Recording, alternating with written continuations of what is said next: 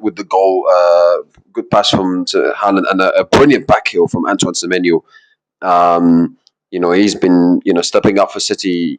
Especially since coming to January in general, scoring some important goals for them in the Premier League and in other cup competitions as well. So yeah, he's been a brilliant signing since joining the club, and he's been a very, very good signing. Alongside, I think the two signings of City, Mark Gay and Semenyo that they brought in January, I think for sure helped them to be where they are.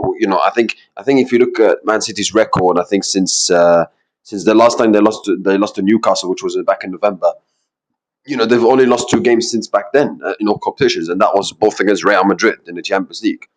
In all the other games they played, they've been, unbeaten. Unbeaten in all FA Cup games, all the Carabao Cup games, and all the Premier League games. The problem is that they unbeaten since the Man United game, because they lost to Man United.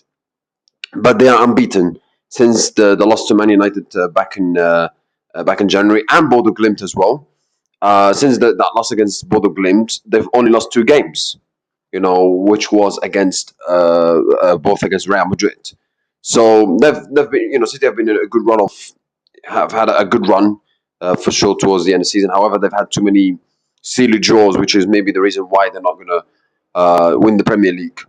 But at the same time, Semenyo has really stepped up massively for City since coming to the club in January, scoring important goals, and particularly this one, the cup final when you need someone like him to step up. When I don't think Mamouche had his best game, I don't think Haaland had his best game as well. You need someone to step up, and Semenyo clearly stepped up with a brilliant back heel. So fantastic goal from Semenyo.